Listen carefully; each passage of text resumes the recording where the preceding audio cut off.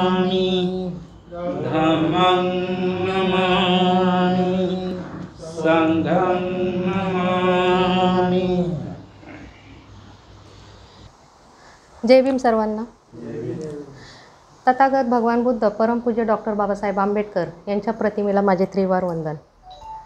The Buddhist Society of India शाखा अणुशक्तीनगर ह्या शाखेचे अध्यक्ष विनोद वाकोडे गुरुजी, तसेच बौद्ध मित्र मंडळ या मंडळाचे अध्यक्ष काकडे गुरुजी, तसेच आपले प्रवचनकार माजी अध्यक्ष भारतीय बौद्ध महासभेचे शाखा अणुशक्तीनगरचे माजी अध्यक्ष भोरे गुरुजी, तसेच भालेराव चंदनशिवे गुरुजी, पवार गुरुजी व जाधव गुरुजी ह्या सर्वांना माझा सहस्नेह Jai Bhim. The Buddhist Society of India the Buddhist Society of India ह्या शाखेच्या विद्यमान अध्यक्षा संस्थेच्या विद्यमान अध्यक्षा मीराताई आंबेडकर यांच्याही धम्म कार्याला माझे त्रिवार वंदन। आज आषाढ पौर्णिमेनिमित्त आपण येथे जमलेलो आहोत। एक छोटीशी आपली प्रवचन मालिका येथे होणार आहे। तर माझ्या परिवाराच्या वतीने सर्वात अगोदर मी सर्वांना आषाढ पौर्णिमेच्या शुभेच्छा देते।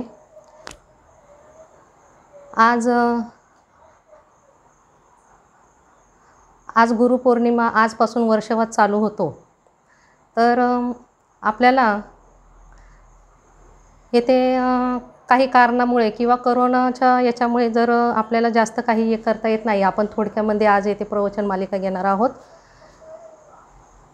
आपल्या शाखेचे अध्यक्ष विनोद गुरुजी, मी यांना विनंती करते की त्यांनी भगवान बुद्धांच्या मूर्तीला पुष्प अर्पण करायचं आहे।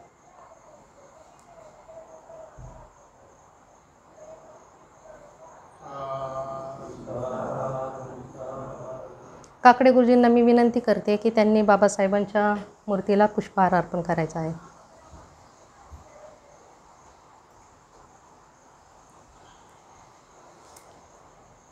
साधू साधू साधू।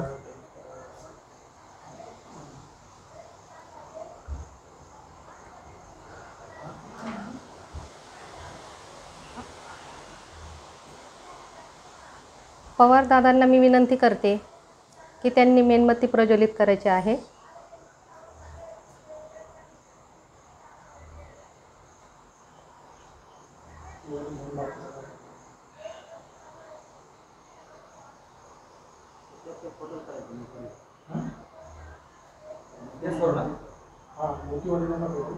हा, ह्या 4 पेटवा।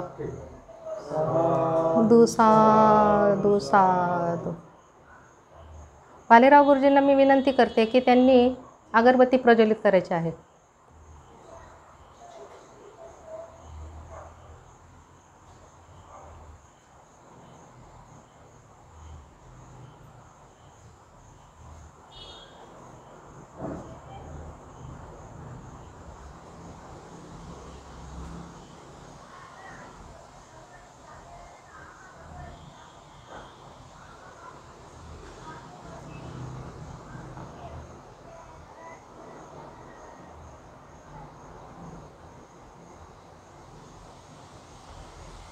साधू साधू साधू। भोरे गुरुजींना सुद्धा मी विनंती करते की त्यांनी सुद्धा भगवान बुद्धांच्या मूर्तीला पुष्प अर्पण करायचं आहे।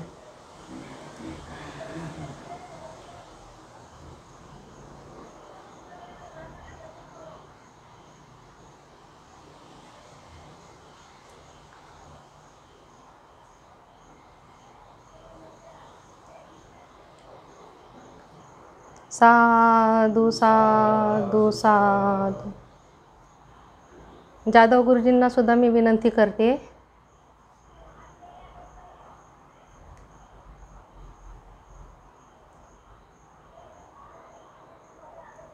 आता आपण सर्वजण सामुदायिक त्रिशरण पंचशील घेणार आहोत। तर सर्वांनी गुडघ्यावर यावे अशी मी विनंती करते।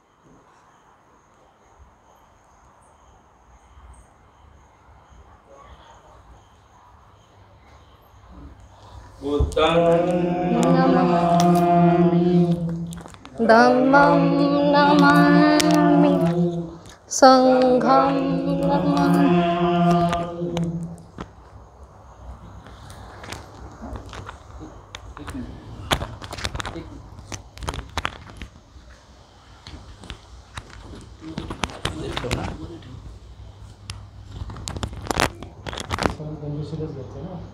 नाही पूर्ण घ्यायची फक्त ते ह्याच्यामध्ये कवर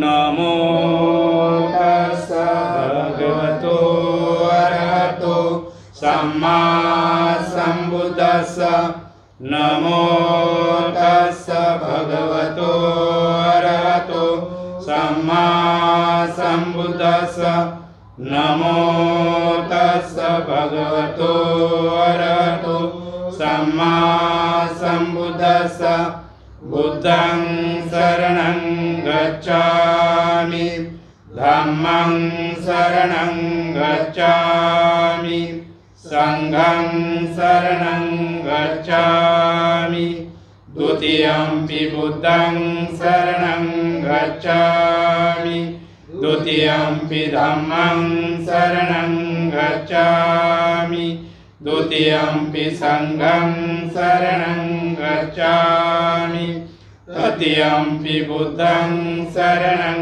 गच्छामि तृतीयंपि धम्मं शरणं गच्छामि तृतीयंपि संघं शरणं गच्छामि पानातिपाता वेरमणि सिक्खापदं समादियामि अदिन्नदाना वेरमणि सिक्खापदं समादियामि कामेषु मिच्छाचारा वेरमणि सिक्खापदं समादियामि मुस्सावादा वेरमणि सिक्खापदं समादियामि सुरामेरयमज्जपमादटाना वेरमणि सिक्खापदं समादियामि साधु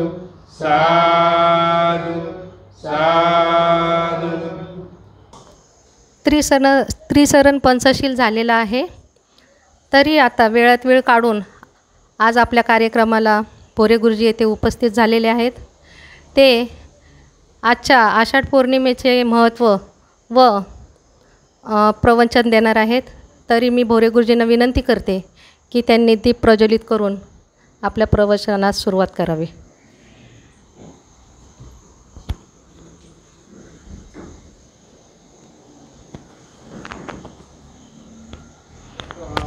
साधु साधु साधु।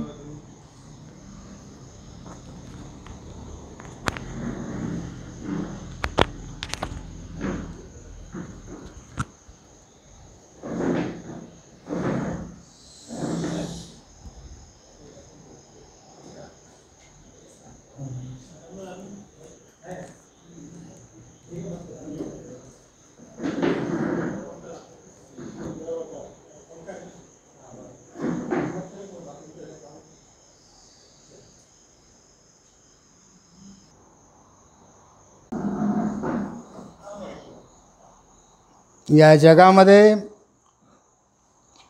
जे जे सजीव आहेत त्या प्रत्येक सजीवाला अन्नाची गरज आहे। तर ज्याला अन्नाची गरज आहे त्याला ज्ञानाची गरज आहे, असं तर्कशुद्ध भाष्य जगात पहिल्यांदा ज्यांनी केलं ते जगातील पहिले शास्त्रज्ञ तथागत भगवान बुद्ध। तुम्हा आम्हा सर्वांचे उद्धार करते विश्वरत्न बोधिसत्व डॉक्टर बाबासाहेब आंबेडकर यांच्या पवित्र त्यागमय जीवनाला पंचांग प्रणाम। दी बुद्धिस्ट सोसायटी ऑफ इंडिया म्हणजेच भारतीय बौद्ध महासभा ही भारतीय बहुजनांची एकमेव शिखर संस्था।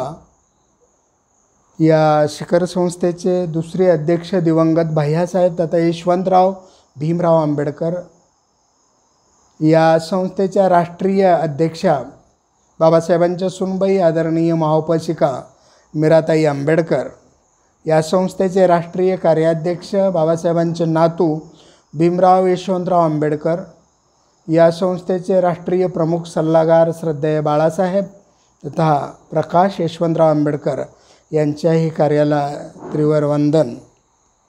आज या ठिकाणी आपण एकत्र आलेलो आहोत. भारतीय बौद्ध महासभा शाखा अणुशक्तीनगर आणि बौद्ध मित्र मंडळ यांच्या विद्यमाने आपण या ठिकाणी हा वर्षावास प्रवचन मालिका 2020 आपण संपन्न करीत आहोत. आणि आज पहिलं पुष्प आहे आणि आज आरंभ होत आहे या वर्षावास प्रवचन मालिकेचा. कोरोनाच्या संक्रमणामुळे आपण फार संक्रमण अवस्थेतून हा उत्सव साजरा करतो आहे. खरं म्हणजे उत्सव साजरा करण्याला बंदिस्तता आल्याच्यानंतर उत्सव वाटत नाही. तरीसुद्धा बौद्ध मित्र मंडळानं भरपूर प्रयत्न करून या मंडळाचे अध्यक्ष विजय काकडे गुरुजी, त्याचबरोबर या बौद्ध मित्र मंडळाचे सरचिटणीस नितीन जाधवजी, आपल्या शाखेचे उपाध्यक्ष बाळासाहेब भालेराव, बौद्ध महासभेचे शाखाध्यक्ष विनोद वाकोडे गुरुजी, त्याचबरोबर आज या ठिकाणी महिला सचिव नसल्या तरीसुद्धा पहिल्यापासून महिला सचिवांचं ज्यांनी काम आधारस्तंभ ठरलेले आहेत त्या निर्मलाताई भालेराव या ठिकाणी उपस्थित आहेत. या शाखेचे सरचिटणीस बौद्ध महासभेचे गणपत चंदन शिवेजी, त्याचबरोबर या ठिकाणी पवारसाहेब तेलंगजी आणि गायकवाड उपस्थित आहेत. आजच्या या निमित्तानं आम्ही काल चर्चा करत असताना वाटलं होतं की पंचवर्गीय भिक्षूच असतील समोर, असं निर्मलाताई म्हणाले की आपण पंचवर्गीयच आपण जमूया. पण चांगली उपस्थिती आहे यामध्ये सुद्धा. आणि आजचा विषय जो आहे तो फार आपल्याला प्रचलितपणे आपण पाहिलेला आहे की आजचा आषाढ पौर्णिमा ही खरं म्हणजे सगळ्या पौर्णिमा हे बौद्धांच्याच उत्सव आहेत, बौद्धांचे उत्सव आहेत. परंतु आता आपण पाहतो आहे की हे सगळे अवस्था जी निर्माण झालेली आहे ती की आपण जागृत नसल्यामुळं ही अवस्था निर्माण झाली बुद्धाच्या नंतर.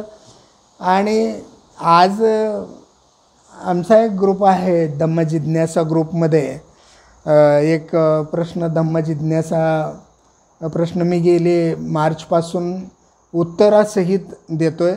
आणि काल 1-2-3 दिवसापूर्वी आम्ही प्रश्न चालू केला की पर्यायी उत्तर एक त्याच्यामध्ये आहेत.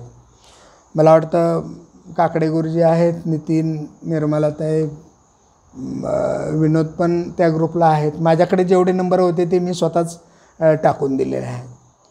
तर आजच्या प्रश्नामध्ये मला ते धम्मजिज्ञाचा प्रश्न होता की शेवटच्या क्षणाचं वर्णन करा असा प्रश्न आहे.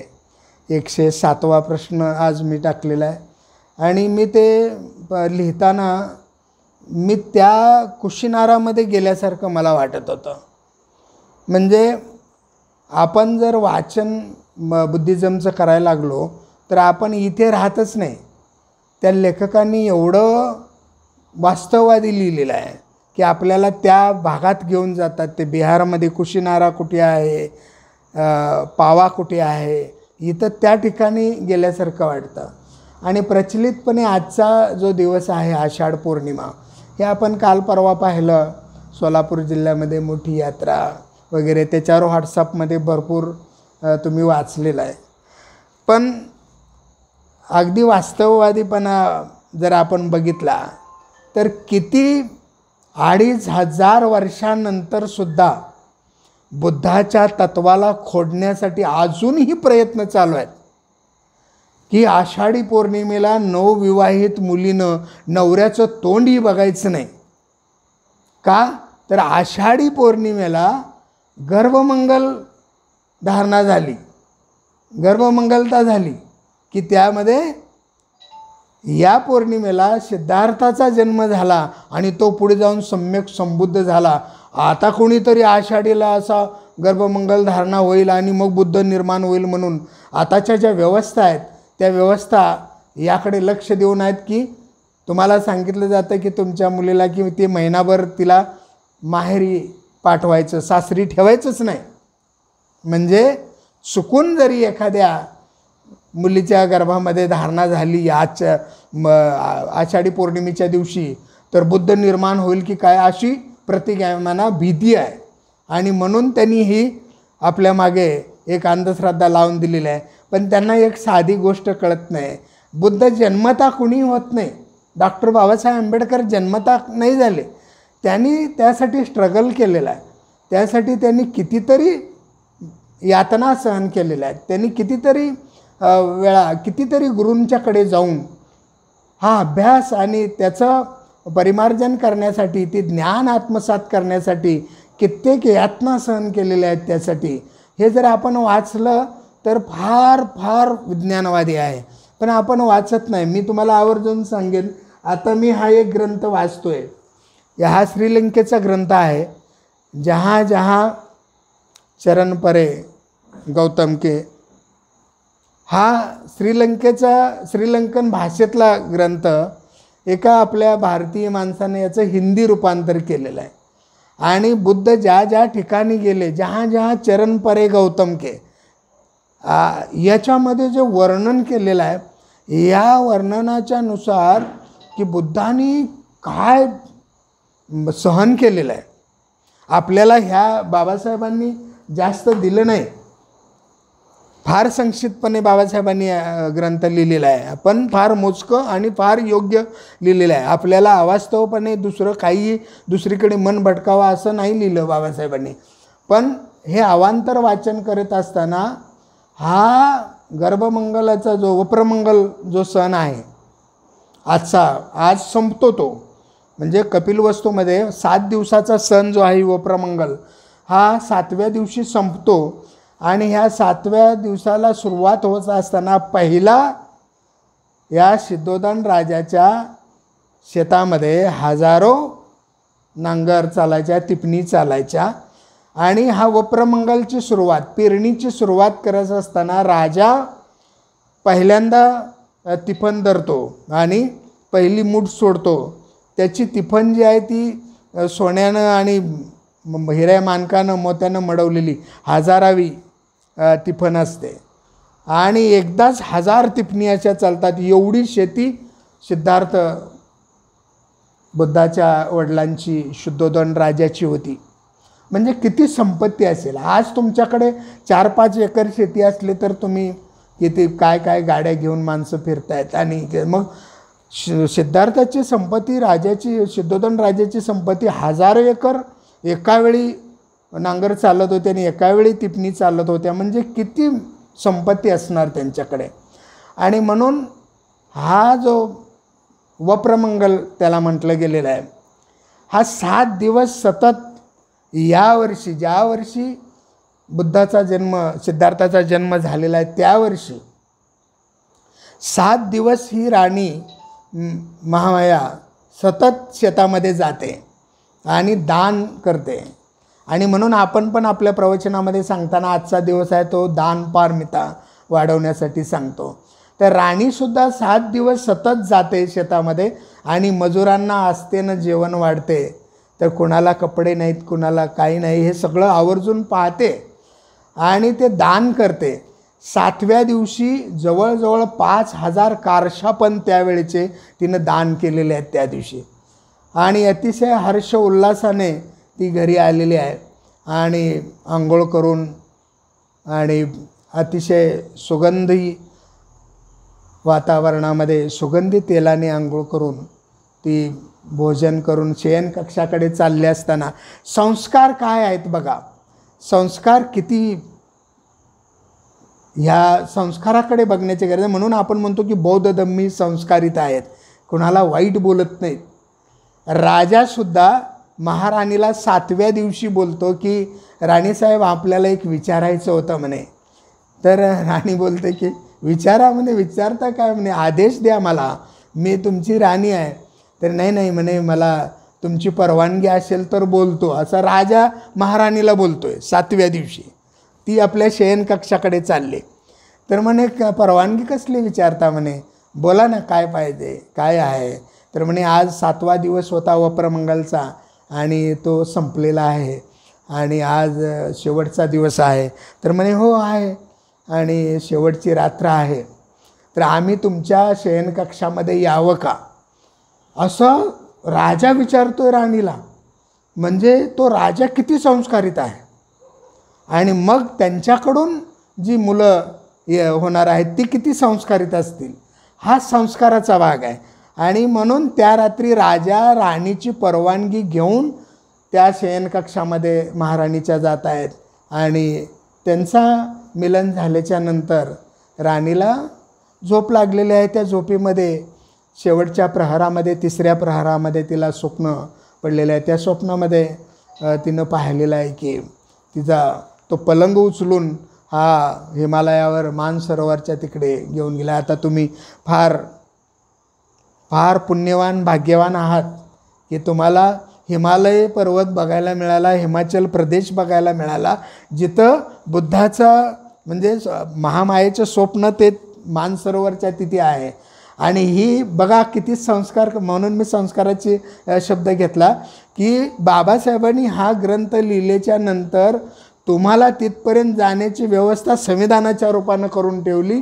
म्हणून आपण आज अनेक ठिकाणी बुद्धाचा जिथं स्पर्श झाला, जहाँ जहाँ चरण परे, मुद्दाम मी ग्रंथ आणला आहे हा तुम्हाला दाखवायला की जहाँ जहाँ चरण परे गौतम के, जिथं जिथं बुद्धाचं स्पर्श झालेला आहे पदस्पर्श, त्या त्या ठिकाणी तुम्हाला जाता आलं. मग दार्जिलिंग असेल, कलकत्ता असेल, कलकत्त्यामध्ये तुम्ही ह्याच्या बागडोगराच्या बाहेर पडलं की सेवक नावाचं गाव आहे. आणि सेवक हे आपल्या बाबासाहेबांनी लिहिलेल्या ग्रंथामध्ये सेवकग्राम ही नावं आलेली आहेत. तुम्ही जर आपल्याला काय लक्षात राहत नाही एवढा, आपण ग्रंथ कितीही वेळा वाचला तरी हा आपल्या लक्षात राहणार नाही आहे. तरीसुद्धा तुम्ही जर आवर्जून ते पाहिलं तर सेवकग्राम हे गावाचं नाव आपल्या ग्रंथामध्ये तुम्हाला पाहायला मिळतं. म्हणजे बाबासाहेबांनी सेवकग्राम दाखवण्याची व्यवस्था संविधानातून आपल्याला केली आणि आज आपण शासकीय कर्मचारी असताना ते पाहू शकलो. तर त्या हिमालयावरती राणीचा तो पलंग 4 देवतांनी, आता देवतांची भाषासुद्धा वप्रमंगलमध्ये फार चांगली केलेली आहे. वप्रमंगल हा एक छोटासा ग्रंथ आहे, तो पण मी आणलेला आहे या ठिकाणी, तुम्हाला नंतर दाखवतो आपलं हे संपल्याच्या नंतर. तर वप्रमंगलमध्ये देवता, देव आणि ब्रह्मसंपत्ती जो आहे की बुद्धाला ज्यांनी सांगितलं की नाही तुम्हाला ह्या धम्म सांगावं लागेल दुसऱ्याला, तर ब्रह्म आणि संपत्ती ह्याची व्याख्या त्या याच्यामध्ये दिलेली आहे वप्रमंगल या ग्रंथामध्ये.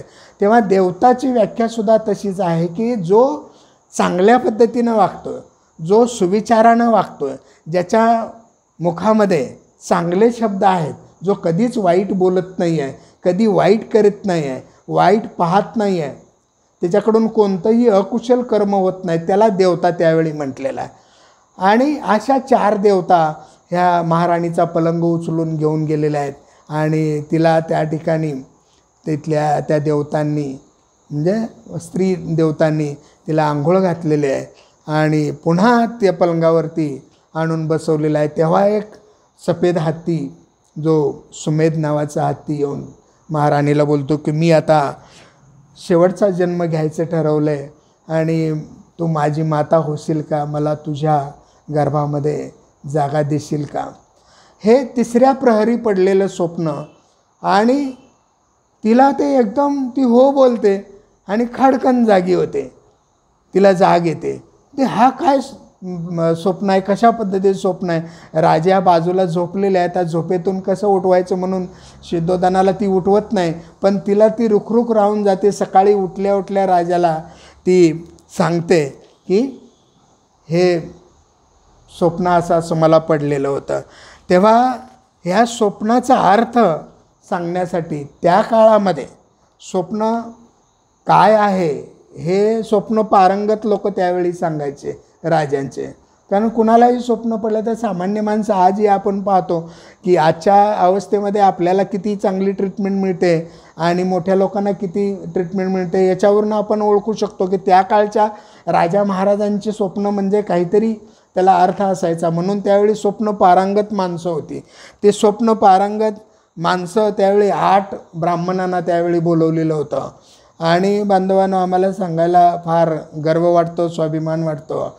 1893ला जेव्हा स्वामी विवेकानंद शिकागोमध्ये धम्मपरिषदेला गेले होते, हिंदू धर्म परिषदेला, आणि तिथं ते सांगतायत, सुरुवात जरी त्यांनी बंधू भगिनी केली असेल तर पुढे काय सांगतायत ते की म्हणे, तेव्हा 1893ची गोष्ट आहे की ते म्हणतायत की तथागत बुद्धासारखा शिक्षक आणि असा विवेकशील प्रगल्भ माणूस आजपर्यंत मी पाहिला नाही, आणि त्यांच्यातला 1% जरी गुण माझ्याकडे आला असतं तर खूप झालं असतं, असा विवेकानंद तिथे बोलतो. म्हणजे ही आजची परिस्थिती नाही आहे, ही 1893 म्हणजे ह्या बुद्ध हे जगभर पसरलेले आहेत. त्यामुळं इथल्या प्रत्येक माणसाला बाहेर गेल्याच्या नंतर बुद्धच सांगावं लागतो आहे, दुसरं काहीच सांगावं लागत नाही आहे.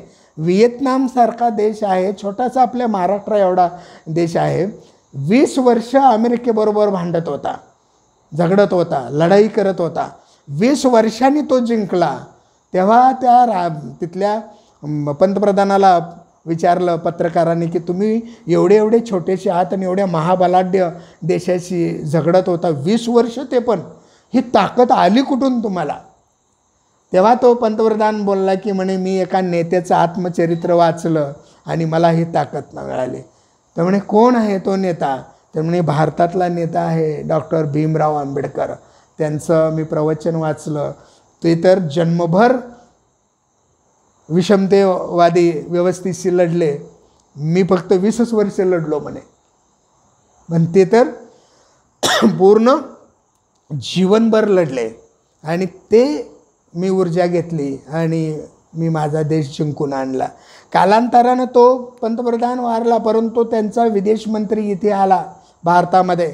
त्याला दिल्लीमध्ये इकडे तिकडे राजकीय इतमामात फिरवलं, लाल किल्ल्यावरती, मग महात्मा गांधीच्या समाधीवरती नेला असेल वगैरे.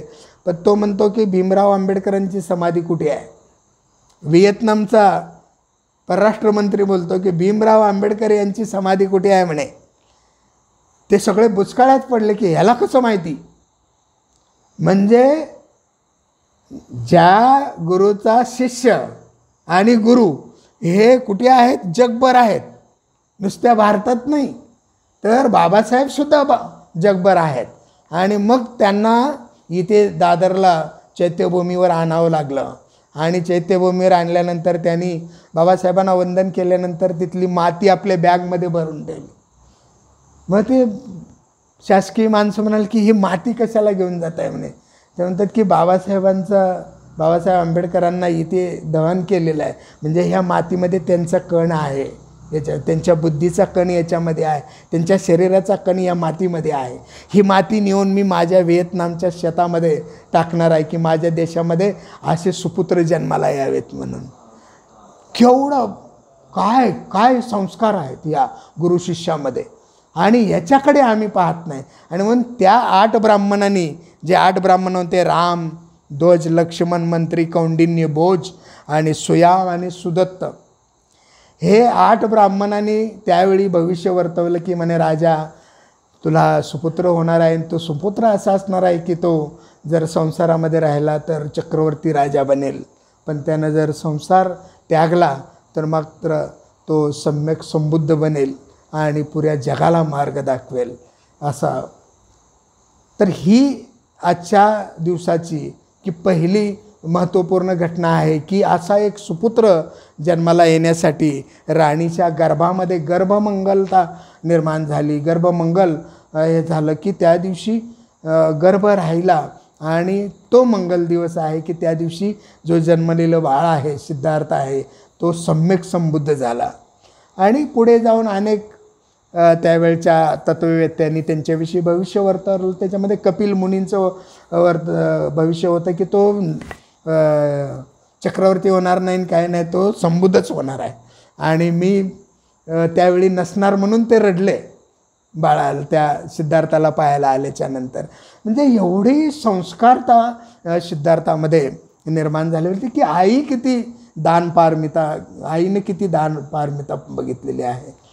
आणि आई कुठली आहे तर त्या रोहिणी नदीच्या पलीकडची आई आहे, त्या राजाची मुलगी आहे, त्या राजाचे कोली राजा आहे. आणि अलीकडे शाक्य वंश काय आहे हे मी नेहमी कार्यक्रमामध्ये सांगतो, इथेच नाही तर मी ऑर्केस्ट्रामध्ये पण सांगतो की शाक्य हा शेती करणारा वंश आहे आणि शेती त्यांची फार मोठी होती. म्हणजे आज शेती कोणाकडे आहे तर ओबीसी समाजाकडे आहे.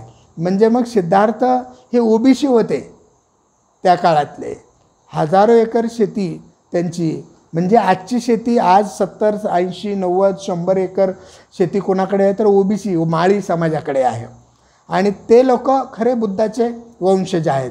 पण बाबासाहेबांनी आपल्याला बौद्ध धम्म दिला आणि बौद्ध धम्म कुणी निर्माण केला तर तथागत बुद्धांनी. मग आम्ही बुद्ध झालो असं सगळे आपण जे महार होतो ते सगळे बौद्ध झालो बाबासाहेबांचं ऐकलं म्हणून.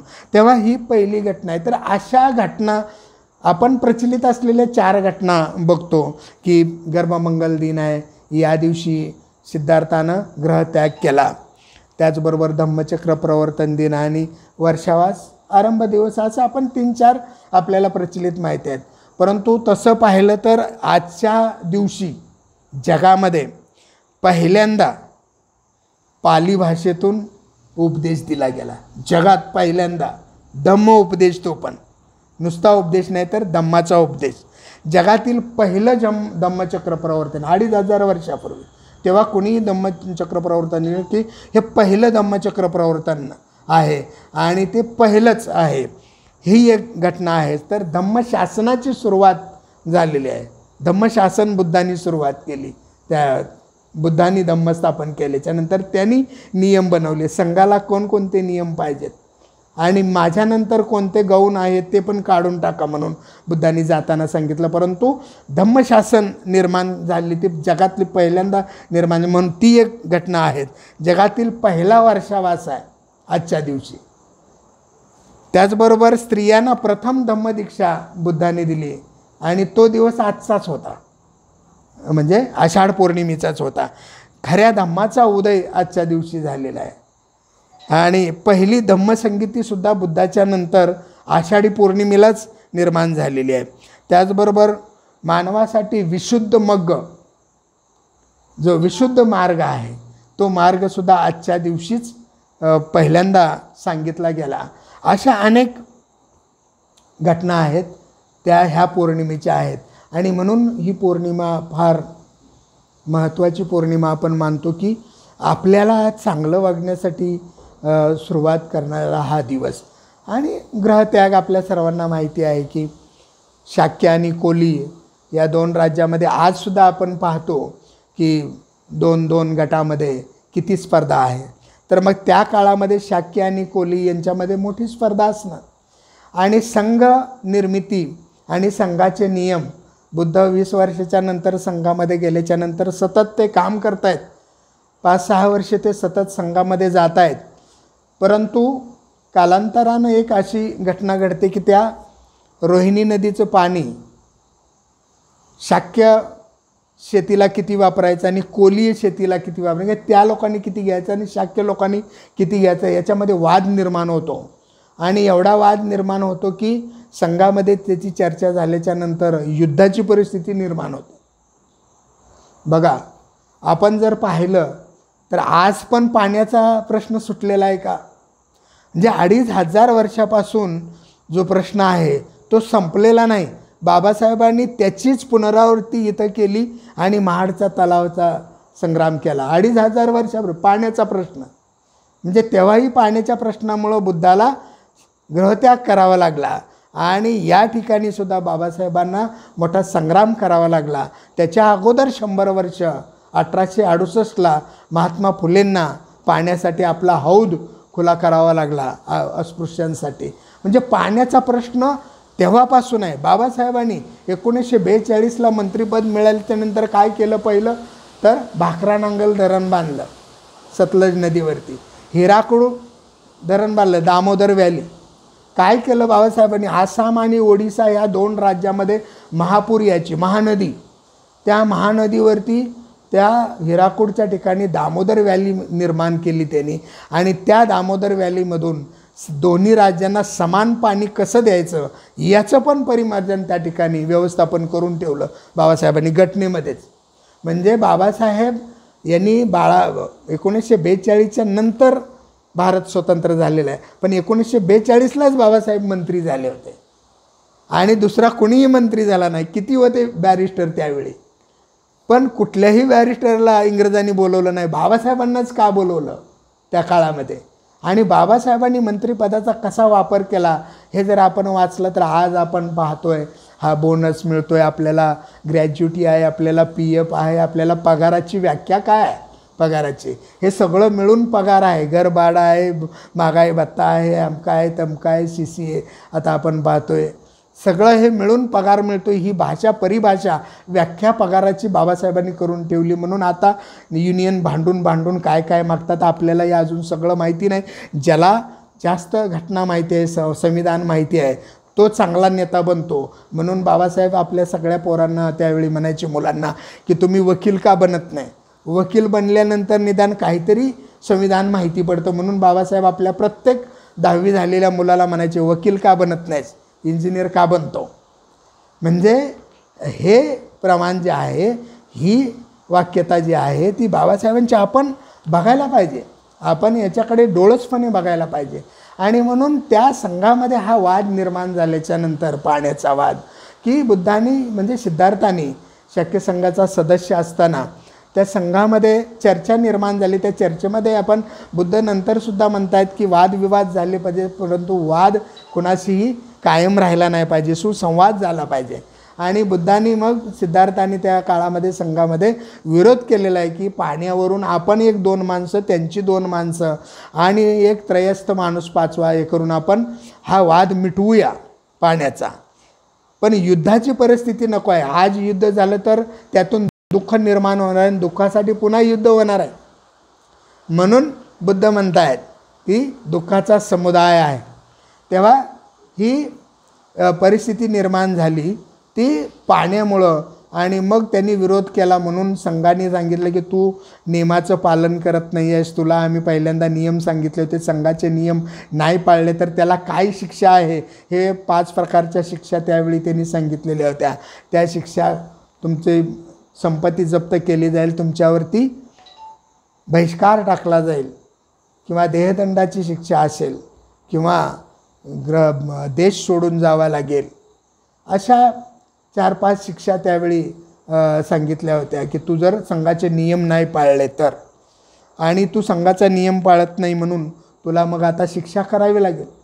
पण आता आम्ही तुला मारलं तर प्रसेनजित राजा इथं येईल, कारण प्रसेनजित राजा आणि शुद्धोधनाचे चांगले संबंध होते. शिवाय प्रसेनजित राजा आणि सिद्धार्थ हे समकालीन होते, त्यामुळं तुला देहदंडाची शिक्षा दिल्यावर आम्हाला प्रसेनजित राजा जिवंत ठेवणार नाही, म्हणून दुसरी कुठली शिक्षा, तुझी संपत्ती आम्ही सगळी जप्त करू का.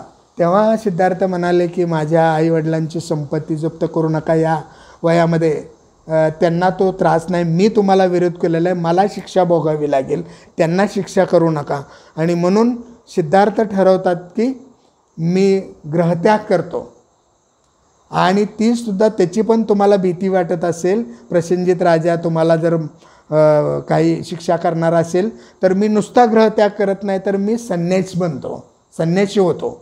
आणि हे सगळं सांगितल्यानंतर संघाने त्याला परवानगी दिलेली आहे. आणि सिद्धार्थचा ग्रहत्याग झाला तोही आजच्या दिवशी म्हणजे आषाढ पौर्णिमेलाच झाला.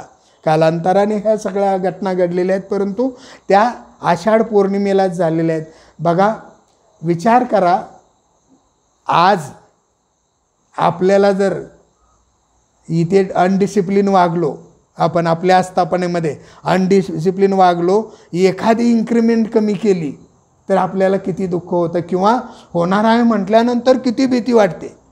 पण सिद्धार्थाला देहदंडाची शिक्षा आहे किंवा ती संपत्ती जप्त करण्याची शिक्षा आहे किंवा तुमच्यावर बहिष्कार टाकण्याची शिक्षा आहे किंवा तुला राज्यातून बाहेर जाण्याची शिक्षा आहे, हे त्यावेळी सिद्धार्थाने केवढं धीरोदात्तपणा आहे त्याच्याकडे. म्हणजे आपण पाहिले त्याच्या अगोदरची उदाहरणं अनेक आपण पाहिलेले आहे की तो पक्षी बाण लागल्यानंतर काय करतात वगैरे, त्याचा लवाद नेमला जातो आणि तर ते ह्या सगळ्या गोष्टी आहेत. तर आपण हा ग्रहत्याग आजच्या दिवशीच झालेला आहे. त्यानंतर आपण पाहतो की धम्मचक्र प्रवर्तन दिन, मगाशी मी सांगितल्यानुसार या ग्रंथामध्ये की बुद्धांनी किती त्रास सहन केला आहे तपश्चर्या करत असताना. त्यावेळी जे त्यांना बाहेर गेले तेव्हा अंगावरती जी वस्त्र आहेत ती वस्त्र तेवढ्यापुरतं हे करून की पुढं चालू, आणि ती अंगावरची वस्त्र जी आहेत ही राजवस्त्र आहेत. आणि छन्नाने त्याला त्या जंगलामध्ये सोडल्यानंतर त्या काळामध्ये 5-5 प्रकारची जंगलं होती. म्हणजे जंगलामध्ये चोर असायचे, त्याला चोर कंतार म्हणायचे. जिथं अन्न पाणी मिळत नाही आहे अशी जंगलं होती. कुठं राक्षस असलेली जंगलं होती, कुठं पाणीच मिळत नाही, कुठं अन्न मिळत नाही, अशी कांतार म्हणजे जंगलं त्यावेळी होती. छन्नाने ज्या ठिकाणी याला सिद्धार्थाला सोडलं त्या ठिकाणी त्यांना छन्न गेल्याच्या नंतर एक माणूस दिसला आणि त्याच्या अंगावरती भगवी वस्त्र होती. आणि यांना वाटलं की कोणी संन्यासी आहे, बरं झालं मला एक माणूस मित्र मिळतो आहे. परंतु परत बघितल्यानंतर सिद्धार्थांनी निरखून पाहिलं, त्याच्या मागे धनुष्यबाणाचा तो भाता होता आणि हातात धनुष्यबाण होता. नंतर हे कसं काय, त्याच्या अंगावर भगवी वस्त्रे आणि हातामध्ये बाण कसा आहे, धनुष्यबाण कसा आहे. तो जवळ आल्याच्या नंतर सिद्धार्थ विचारतात तू कोण शिकारी आहे का, तर म्हणे हो बरोबर ओळखलंच मी शिकारी आहे. मग तुझ्या अंगावरती संन्यासाची वस्त्र कशी काय, तर म्हणे मी ही वस्त्र यासाठी घालतो की हे जनावरं जे आहेत ते मला संन्यासी समजतात आणि मग मी सहज शिकार करतो बोलतो. मग सिद्धार्थ बघा, अजून बुद्धत्व प्राप्त नाही झालं तरी त्या माणसाला म्हणतात मग तू फसवतोयस ह्या लोकांना, म्हणजे ह्या प्राण्यांना तू फसवतोयस की ही वस्त्र घालून त्यांना, त्या मूक प्राण्यांना तू फसवतोय आणि मागून आडून तू बाण मारतोय. म्हणजे आडून कुणाकुणाला बाण मारले आता नंतर, हे कुठून घेतलं यांनी, मग हे असं सगळं आहे. आणि हेच सगळं आता जे कोणी बोलणारी आहेत ते आपण बोलताना आपल्या माणसांसमोर कमी बोलतो, पण हे दुसऱ्या समाजाचे लोक येऊन आमच्या समाजामध्ये हेच सांगतात आणि आता ते आम्हाला डोईजोड व्हायला लागले उद्या. म्हणजे आमच्या समाजाने ह्यांना उचलून धरलं, पैसा पण दिला, त्यांच्यासाठी 2-2 तास बसले समोर ऐकायला, म्हणून हा मोठ्यानं ओरडून सांगितला इतिहास छत्रपतींचा, बाबासाहेबांचा आणि सिद्धार्थाचा. तर सिद्धार्थ म्हणतायत की तू यांना फसवतोयस, तर एक काम कर, मला ह्या वस्त्राची गरज आहे, ही राजवस्त्र मी तुला देतो आणि तू ती विकून त्याचे पैसे जमवा, म्हणजे तुला शिकार करायची आवश्यकता भासणार नाही. बघा काय विचार आहे, काय संस्कार आहे. माझी ही राजवस्त्र विक म्हणजे तुला शिकार करायची गरज भासणार नाही सिद्धार्थ बोलतायत, आणि तुझी वस्त्र मला दे. आता शिकाराला म्हणून हे तर लाखो रुपयाची त्या काळामधली वस्त्र असतील आणि तो लगेच तयार होतो आणि मग सिद्धार्थाला हवं असलेलं संन्यासी वस्त्र मिळतं आणि तो आपली वस्त्र देऊन टाकतो आणि तिथून तो त्यांचा प्रवास चालू होतो. कालांतरानं अनेक वर्ष तपश्चर्या करत असताना अनेक वेळा बेशुद्ध पडले. त्यावेळी कोणीतरी जाणाऱ्या माणसानं पाणी पाजलं, तर नंतर सुजातानं दूध आणि खीर देण्याचा जो आपण सर्वांनी ऐकलेला आहे. आणि त्यानंतर सिद्धार्थांनी ठरवलं की मला अन्नाची गरज आहे, मला जर सद्धम्म शोधायचा असेल तर मग मला अन्न खाणं गरजेचं आहे, मला जगणं गरजेचं आहे. म्हणून त्यांनी अन्न खायला सुरुवात केली. आणि त्या अगोदरसुद्धा ते अनेक ठिकाणी अनेक गुरुकडे गेले होते. त्या गुरुमधले, त्या गुरुस्थळामधले, त्या गुरुकुलामधले काही जे मित्र त्याचे झाले होते की सिद्धार्थाला बघितल्यावर म्हणायचे की हा गुरुसारखा माणूस आहे. म्हणजे त्यातला कौंडिन्य जो होता तो उदक रामपुत्ताच्या आश्रमामध्ये हा सिद्धार्थाचा मित्र झाला होता आणि त्या आश्रमात हे होते सगळे. त्यातले 5 जण त्या कौंडिन्याबरोबर 4 जण आले आणि ते पंचवर्गीय भिक्षू हे यांच्याबरोबर तपश्चर्या करत होते. परंतु सुजाताची खीर खाल्ल्याच्या नंतर आणि अन्नग्रहण केल्याच्या नंतर हे 5 जो भिक्षू आहेत, मित्र आहेत, ते सिद्धार्थाला सोडून गेलेले आहेत.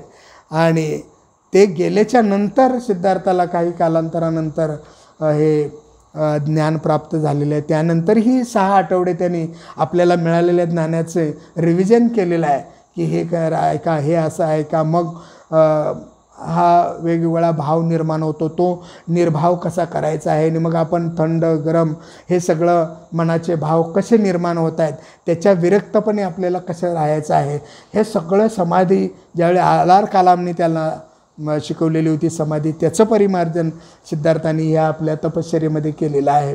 आणि त्याचा उपयोग करून अशा अनेक गुरुकडून शिक्षा घेऊन त्यातून त्यांनी थोडं घेऊन स्वतःची एक वेगळी सद्धम्म पद्धत, स्वतःचं धम्मशासन आणि जन्म आणि मृत्यू यातून मला बाहेर निघायचं आहे.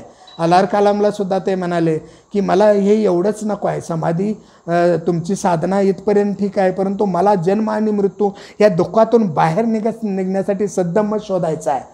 आणि आलार कलाम बोलतात की अरे माझी शिक्षा तर तू लवकर ग्रहण केली, मी आता 70 वर्षाचा आहे, मी म्हातारा झालो आहे, माझा आश्रम तू सांभाळ, तू तरुण आहेस, मला तुझ्यासारख्या तरुण शिष्याची गरज आहे. पण विनम्रपणे बुद्धाने सिद्धार्थाने त्यांची विनंती ती नाकारलेली आहे. आणि तिथून पुन्हा गंगेच्या पलीकडे गेल्याच्यानंतर उदक रामपुताच्या आश्रमात सुद्धा तिथे पण त्याची जी विद्या आहे ती सगळी विद्या त्यांनी ताबडतोब कमी वेळामध्ये ग्रहण केलेली आहे. आणि मग उदक रामपुत्रसुद्धा त्याला म्हणतायत की तू माझा हा आश्रम सांभाळ, आपण दोघे ह्या लोकांना शिष्यांना शिकूया. तिथेसुद्धा बुद्ध नाकारतायत ते. आणि तिकडून आल्याच्यानंतर उदक रामपुत्राच्या आश्रमातून आल्याच्यानंतर त्यांना ज्ञानप्राप्ती होते. तेव्हा उदक रामपुत्राच्या या आश्रमामधले 5 जण जो कोंडिन्य बरोबर आलेले आहे, वप्पा आहे, त्याचबरोबर महानामा आहे, विश्वजित आहे, बद्दी आहे, हे लोक सोडून येतात आश्रम, की आपण स्वतः ज्ञान शोधूया, चला गौतम सिद्धार्थाबरोबर जाऊया. आणि तिकडे आल्यावरती काही दिवस यांच्यासोबत राहिल्याच्या नंतर त्यांनी अन्नग्रहण केल्यावर हे लोक 5 जण सोडून जातात. नंतर सिद्धार्थाला ज्ञानप्राप्ती होते. आणि ज्ञानप्राप्ती झाल्याच्या नंतर ते आता कुणाला ज्ञान पहिल्यांदा सांगायचं तर बघा किती संस्कार आहेत की बुद्ध झाल्याच्या नंतर, सम्यक संबुद्ध झाल्याच्या नंतर भगवान बुद्ध पहिल्यांदा आठवण होते ती आपल्या गुरुची आठवण करतायत की मी जाऊन गुरुला सांगेन की मी सद्धम्म शोधला म्हणून. त्या ठिकाणी दुसरा माणूस कुणी असता तर म्हणाला तर मी सद्धम्म शोधला, चला आता आपल्या राज्यात जाऊया आणि आपलं राज्य पुन्हा सांभाळूया.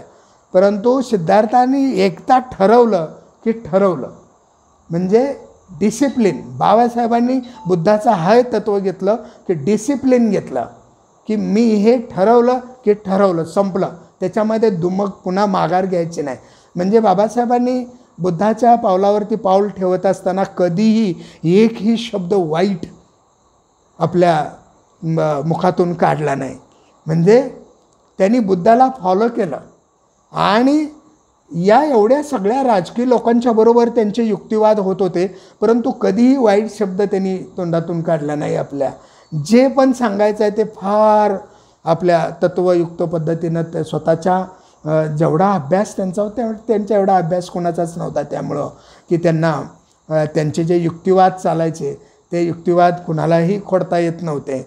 आणि म्हणून आपण साधे उदाहरणं घेतले तरी आज आपल्या देशामध्ये आपण कुठल्याही भगिनीला सेख्यान करत नाही आहे. इंग्लंडमध्ये सुद्धा असं आपली विद्यार्थी गेल्याच्या नंतर तिकडचे लोक आपल्या विद्यार्थिनीला ते सेख्यान करायला बघायचे तेव्हा, किंवा ते लोक इथे आल्याच्या नंतर आपल्या इथल्या महिलांना, राजकीय महिलांना ते सेख्यान इंग्रज लोक करायला बघायचे. पण आपल्या महिला हात पुढं करत नव्हत्या, त्या हात जोडायच्या. तेव्हा ते म्हणायचे काय अनपढ गवार लोक आहेत असं ते इंग्रज आपल्या महिलांना बोलायचे. तेव्हा बाबासाहेबांनी त्यांना सांगितलं होतं की तुमच्या देशामधली महाराणी व्हिक्टोरिया ती सेख्यान करते का तुम्हाला? तर नाही म्हणे, ती महाराणी आहे, ती कशी करेल? मग आमच्या देशातली प्रत्येक स्त्री महाराणी आहे, ती कुणालाही सेख्यान करत नाही म्हणे. म्हणजे बाबासाहेबांचा युक्तिवाद काय होता, कुणालाही बोलताच येत नव्हतं पुढे. अशी अवस्था त्यांनी ही अवस्था निर्माण केली की तुम्हाला बोलण्याची अवस्था निर्माण केली, तुम्हाला शिक्षणाची अवस्था निर्माण केली, तुम्हाला स्वप्न पाहण्याची अवस्था निर्माण केली बाबासाहेबांनी.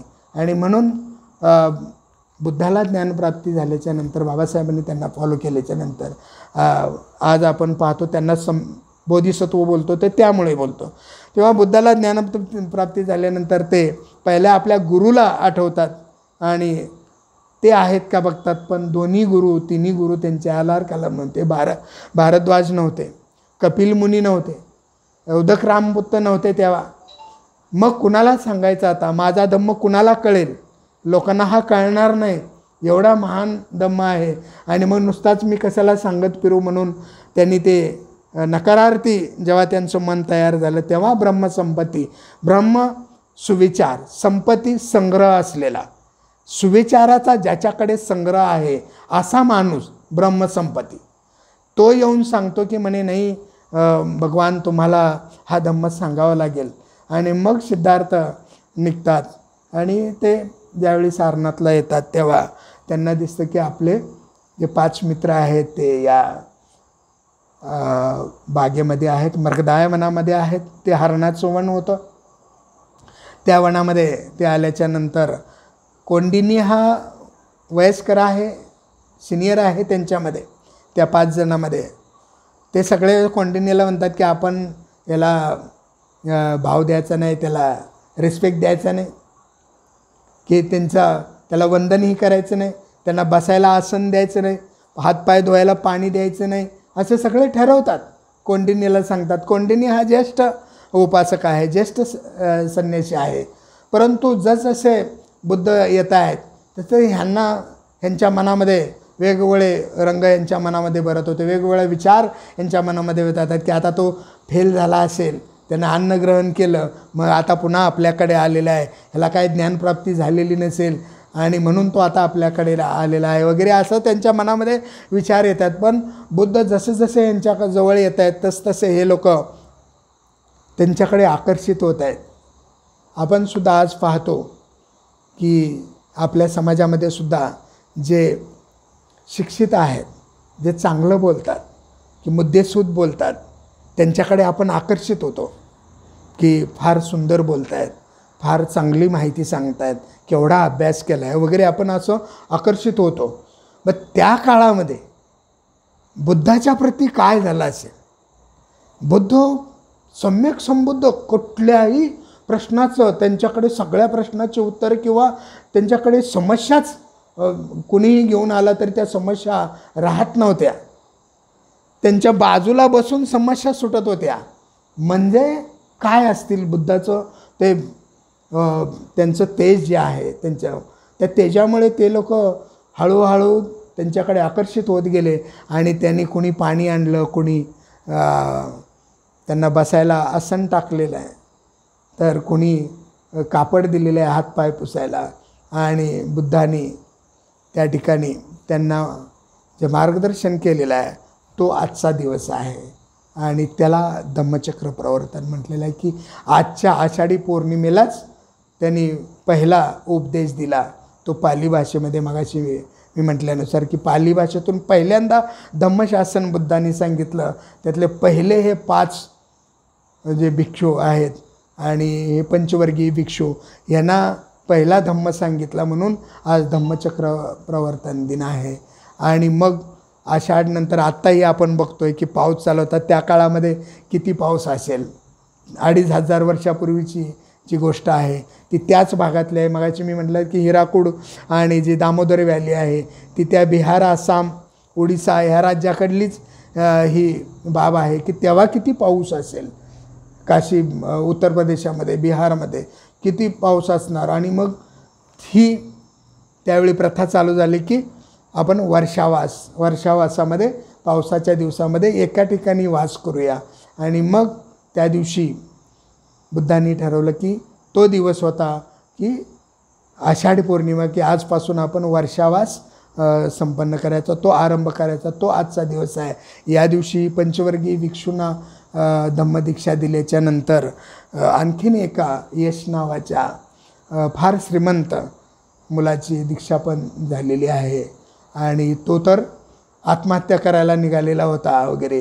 हे फार मोठे विषय आहेत. आपण तो सांगत गेलो तर बसलो तर भरपूर आजच्या दिवसाचं जे वैशिष्ट्य आहे ते आपल्याला सांगता येईल. परंतु आज भरपूर वैशिष्ट्य आहेत. आपल्याला प्रचलित माहिती असलेली ही आहे की गर्भधारणा आज झाली. याच दिवशी सिद्धार्थानं ग्रहत्याग केला आणि याच दिवशी सिद्धार्थाला जे ज्ञान प्राप्त झालेलं आहे ते आपण म्हणू की आता वैशाख पौर्णिमेला ज्ञानप्राप्ती झाली आणि मग आषाढ कधी आहे. तर तो काळ होता की किती फिरावं लागत होतं, किती नद्या कुणीकडून त्या कुणीकडून उतार कुठे आहे काही कळत नव्हतं. आणि असं फिरत फिरत परत किती योजने बुद्ध चालत चालत राहिलेले आहेत. आणि चालत चालत त्यांनी पूर्ण भारत फिरलेलं आहे. कधीही त्यांनी प्रसेनजित्याने जरी बोलवलं की श्रावस्तीला रोगराई आलेली आहे, तुम्ही माझ्या राज्यात या, पाऊस नाही आहे, तर बुद्ध चालतच गेलेले आहेत. आणि ते तिथे गेल्याच्या नंतर पाऊस चालू झालेला आहे. म्हणजे काय आहे की आज जी आपण ह्या बाकीच्यांनी जी संज्ञा बनवून ठेवलेली आहे की देवाची संज्ञा बनवून ठेवलेली की बुद्धाला त्या काळामध्ये भगवान म्हटलं की ते सगळ्या ह्या मनातल्या अकुशल गोष्टी आहेत त्या भस्मसात केलेल्या आहेत आणि ज्यांनी भस्म करून टाकलेला आहे तो भगवान आहे. आता आमचं काय काय किती आपण बोलत बसलो तर खूप मोठमोठी प्रवचनं होतील की आमच्याकडूनच हे सगळं घेतलेलं आहे. मगाशी मी जाता जाता जे तुम्हाला आठवण करून दिली की हे सगळं आमचंच आहे. आषाढ पौर्णिमेला आषाढ महिन्यामध्ये मुलींनी सासरी राहायचं नाही आहे, तर पिंपळ वृक्षाखाली तिकडे मुंजा असतो तिकडे जाऊ नको खेळायला म्हणून मुलाला सांगितलं. म्हणजे लहानपणापासून पिंपळाच्या झाडाची त्याला भीती निर्माण करून द्यायची की पिंपळ वृक्षाकडे जायचं नाही. आता काय तो पिंपळ वृक्षाखाली खेळल्यानंतर तो बुद्धच होणार आहे. जसं म्हणजे एवढी भीती ह्या प्रतिगाम्यानं आहे की लहान मुलांनी पिंपळ वृक्षाखाली खेळायला जायचं नाही, त्याच्यावर खेळायचं नाही, त्याच्यावर मुंजी असतो. म्हणजे पिंपळ वृक्षाखाली बुद्धाला ज्ञानप्राप्ती झाली. पिंपळ वृक्ष हा दिवसा आणि रात्री पण ऑक्सिजन देतो म्हणून बुद्ध पिंपळ वृक्षाखाली बसले होते. आजही आपल्याला माहिती नव्हतं. हे आपण बुद्धाच्या त्या तपश्चर्या ध्यान साधनेच्यामुळं आपण बोलतो की आपल्याला हे माहिती पडलं. म्हणजे बुद्धाला 2500 वर्षापूर्वी माहिती झालं होतं की हा वृक्षच एक असा आहे की तो दिवसा पण ऑक्सिजन देतो आणि रात्री पण ऑक्सिजन देतो.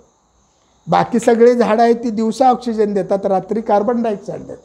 म्हणून आपण झाडाखाली झोपत नाही दुसऱ्या झाडाखाली, पण पिंपळ वृक्षाखालीच बुद्ध बसले म्हणजे त्या पिंपळाकडे जायचं नाही. अशा कित्येक गोष्टी आहेत की ज्या अंधश्रद्धा बनवलेल्या आहेत आणि त्या बौद्ध धर्माच्या विरुद्ध चालू आहेत. तर आपण बौद्धाचार्यांनी ह्या पद्धतीचा अभ्यास करून आपण ह्या अंधश्रद्धा खोडण्याचा प्रयत्न करायचा आहे. निदान या विज्ञानवादी नगरीमध्ये राहत असताना तरी आमच्या पालकांनी जे ह्या अंधश्रद्धा आहेत की मग आषाढामध्ये मुलीनं तिकडे सासरी राहू नये, तिला माहेरीच घेऊन जा वगैरे, हो द्या ना आमच्या घरी बुद्ध झाला तर राहू द्या तिला तिकडे, असं एखाद्या बौद्धाचार्यानं आपल्या मुलीविषयी म्हणायला पाहिजे. तेव्हा ही प्रथा बंद पडेल. आणि आजच्या दिवशी या ठिकाणी मला बोलवून धम्म श्रवण करायची, धम्म तुम्हाला सांगण्याची ही संधी निर्माण करून दिली त्याबद्दल आजचे आयोजक आणि बौद्ध मित्रमंडळ आणि भारतीय बौद्ध महासभा या सर्वांचा मी मनापासून आभार मानतो.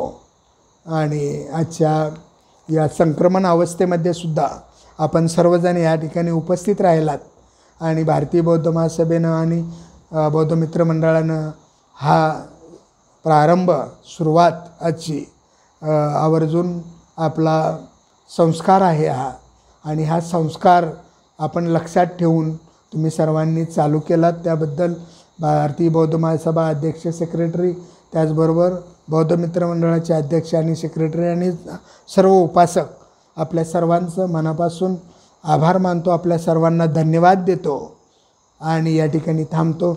जय भीम, जय प्रबुद्ध भारत.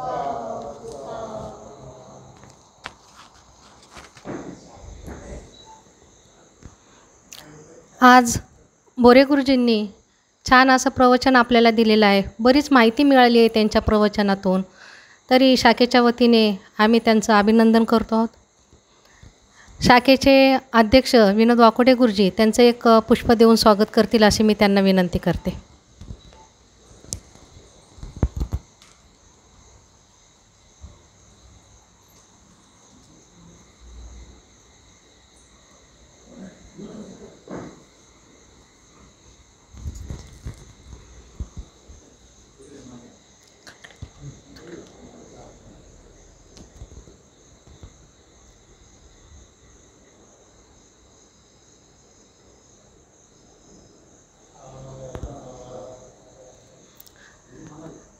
तसेच बौद्ध मित्र मंडळाचे अध्यक्ष काकडे गुरुजी यांचंही स्वागत विनोद वाकोडे गुरुजी करतील अशी मी त्यांना विनंती करते.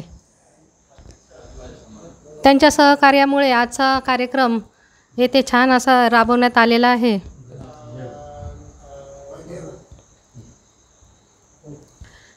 तसेच आपल्या कार्यक्रमाला आवर्जून उपस्थित राहिलेले तेलंग सर, गायकवाड सर व मोटगोरे सर यांचंही या कार्यक्रमामध्ये स्वागत आहे.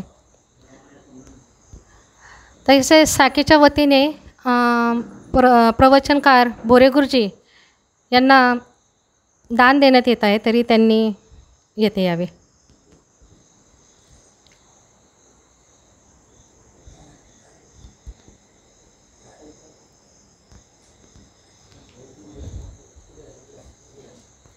पुढे पुढे जा गुरुजी, पुढे जा. साधू साधू साधू.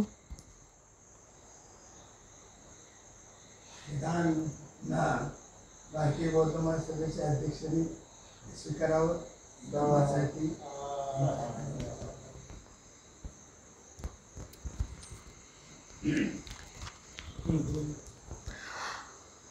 तसेच आजच्या कार्यक्रमाचे अध्यक्ष विनोद वाकोडे गुरुजी हे 2 शब्द बोलतील असे मी त्यांना विनंती करते.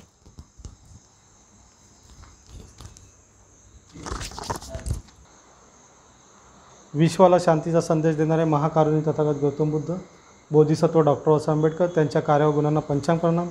तसेच विद्यमान राष्ट्रीय अध्यक्षा महाउपासिका मीराताई आंबेडकर, त्यांच्याही कार्य व गुणांना पंचांग प्रणाम.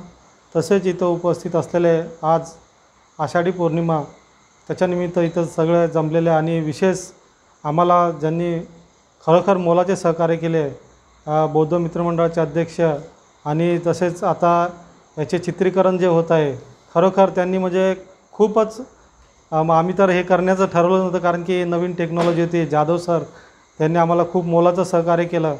आणि त्यानंतर चंदन शिळे साहेब यांनी पण परमिशनसाठी वारंवार जाऊन तिथे म्हणजे खूप त्यांनी म्हणजे मेहनत घेतलेली आहे. तरी पण आपण त्यातून आणि भोरे गुरुजींना पण आम्ही त्यांच्या घरी जाऊन त्यांनी भोरे गुरुजींनी पण बरंच काय आम्हाला म्हणजे प्रवचन देण्यास मदत केली आणि ते सुद्धा इथे आलेत. आणि आपणसुद्धा इथे भालेराव परिवार आणि उपासक उपासिका सर्व उपस्थित आले. सर्वांना सस्ने जय भीम आणि पौर्णिमेच्या हार्दिक हार्दिक शुभेच्छा.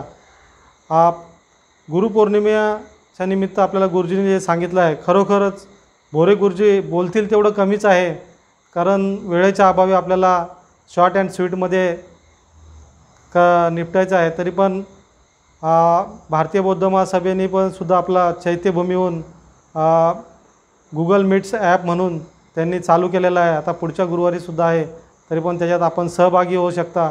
कारण की करोनावर मात करायची आहे. जशी बुद्धांनी प्रत्येक गोष्टीवर मात केलेली आहे, तशी आपणसुद्धा प्रत्येक गोष्टीवर मात करून पुढे जायचं आहे. इथेच थांबतो. जय भीम, नमो बुद्धाय.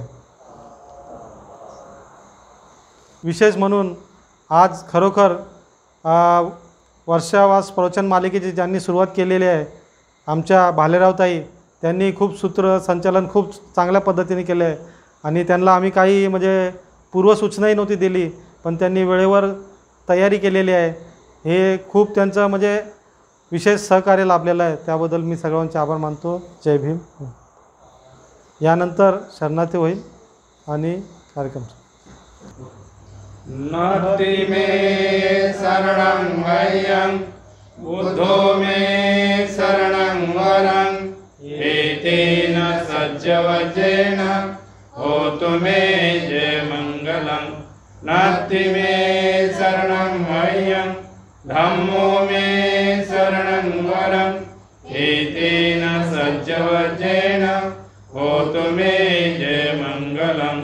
नास्ति मे शरणं मह्यं सङ्घो मे शरणं वरं एतेन सज्जवज्रेण होतु मे जय मङ्गलं. साधु साधु साधु.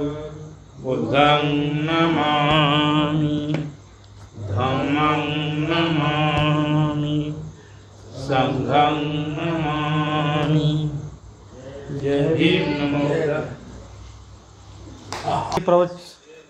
आजची जी प्रवचन मालिका झालेली आहे ते पुढच्या शनिवारीसुद्धा प्रवचन मालिका आहे आणि आपण यूट्यूब चॅनल एक चालू करत आहोत आणि त्याच्या माध्यमातून आपण काही प्रश्न देणार आहोत आणि त्या प्रश्नातून जो प्रश्नाचे उत्तर देईल त्याला आपण एक भेटवस्तू म्हणून देणार आहोत. तरी पण आपण सर्वांनी पुढच्या टायमाला मोलाचं सहकार्य करावं हीच नम्र विनंती करतो. आजचे जे प्रवचन आहे त्याच्यावरती उद्या आम्ही प्रश्न काय टाकणार आहोत. तरी पण त्याची उत्तरं तुम्ही या लवकरात लवकर द्यावी. यूट्यूबवरती आपल्याला दाखवण्यात येईल आणि त्याची उत्तरं तुम्ही द्यावी.